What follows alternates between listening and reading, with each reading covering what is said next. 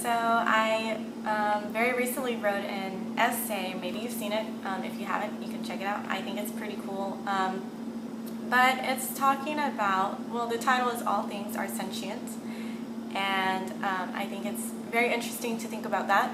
And there's a lot more that I could have added into the essay that I didn't, just because it kind of goes into my own philosophy on life and what I consider conscious or sentient or whatever. But I wanted to kind of keep it more simple, maybe just for the critical thinkers out there. So sentient is a word that we definitely need to describe before I keep going on with this. Sentient, I took the most simple definition of it because there are quite a few definitions of what sentient means. So even that alone makes it kind of difficult to categorize what is and isn't sentient. Everybody has a different definition of what they think sentient is.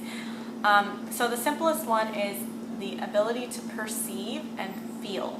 Even if you don't agree that all things are sentient, you would still want to teach your children or teach yourself to appreciate and love all things as if they were sentient.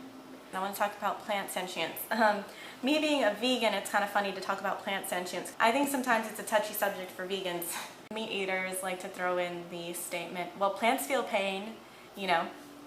And it's true. It's true. So that's why it hurts vegans, because it's true. Plants do feel pain.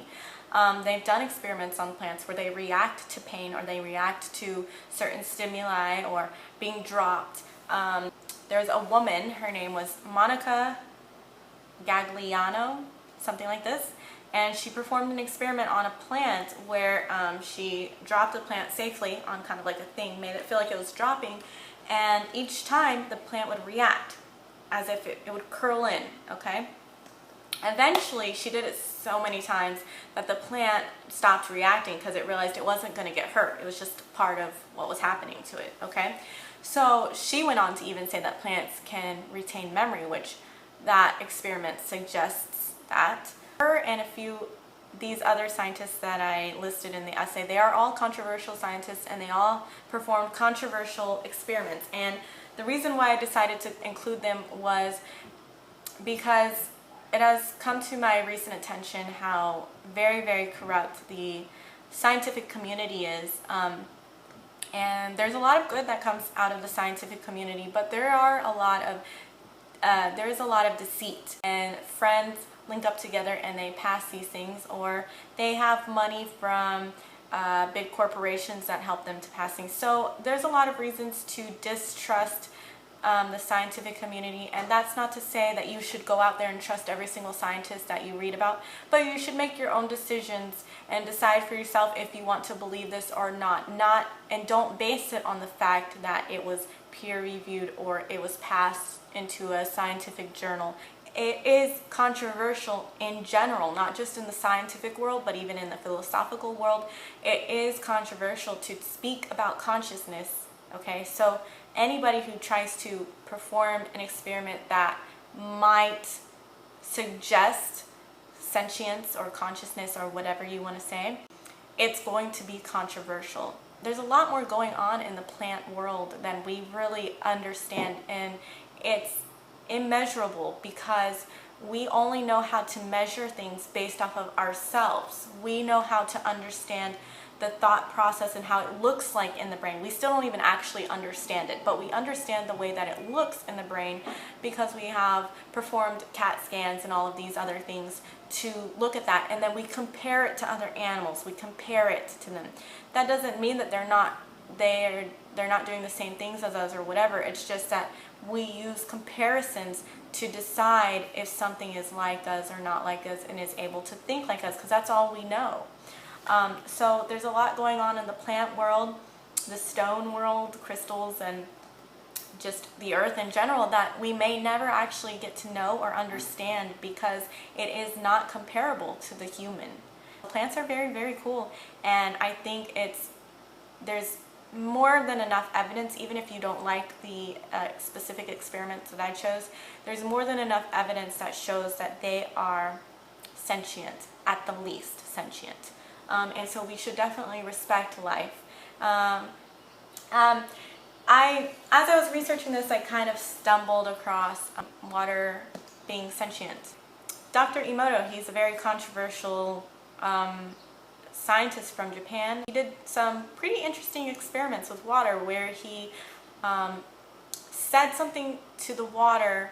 It could be something good or something bad, but he could have said love, and then the water, he would freeze it, look at it under a microscope. They had to like flash freeze it or something.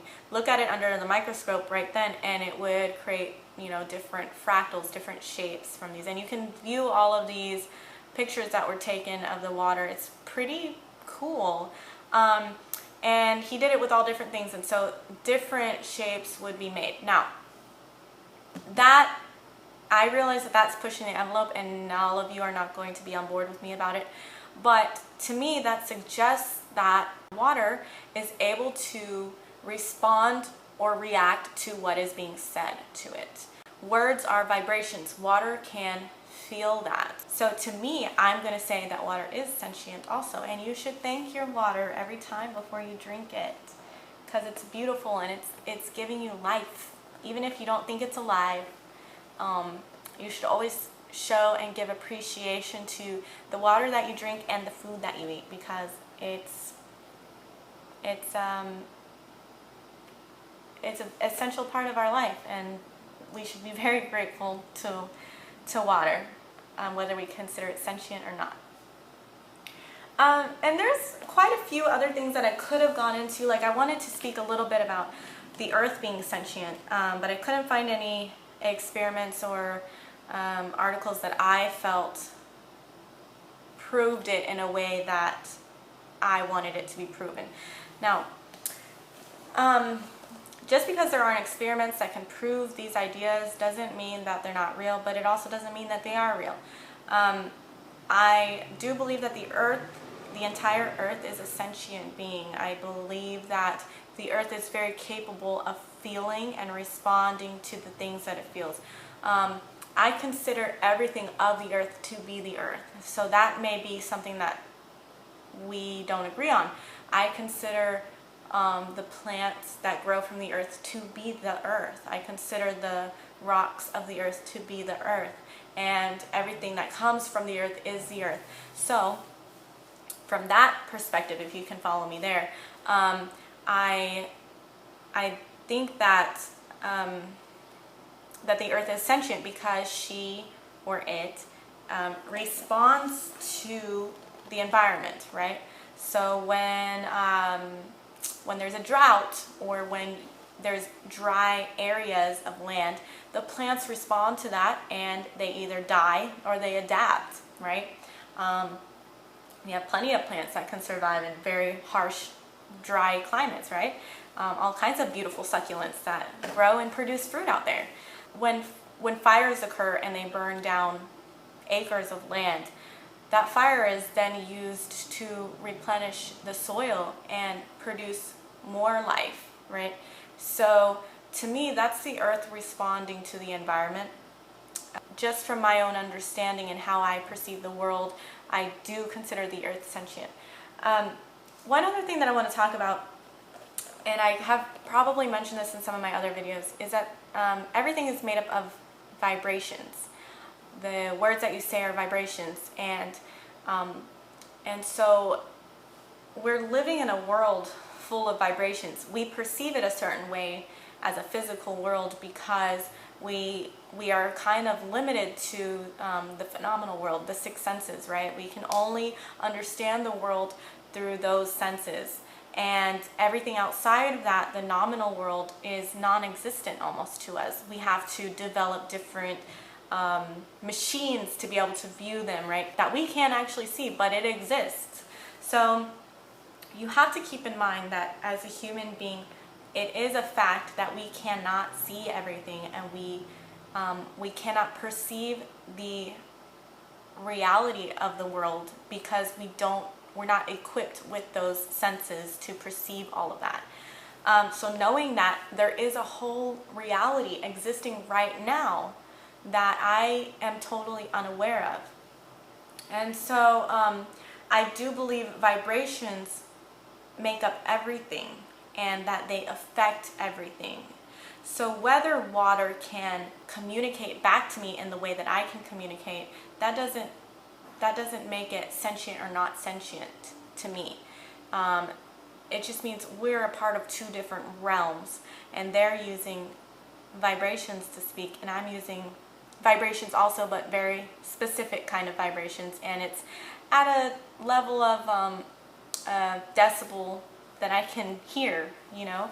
So anyways, I believe that it's very possible that water can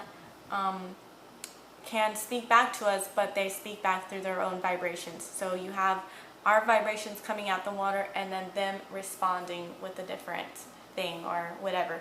We just aren't capable of understanding it, and maybe one day we will, maybe one day we won't. I don't really know.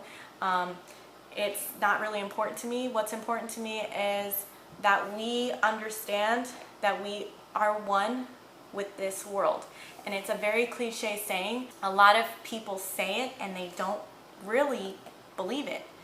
When you say that you are one with the earth, then that means that you respect everything on the earth, of the earth, as your own, right? That's what it means. And people don't do that. They say we are one, but then they turn around and scream at their children and yell at their neighbors and sue each other and steal from each other and harm animals, harm plants, harm other human beings.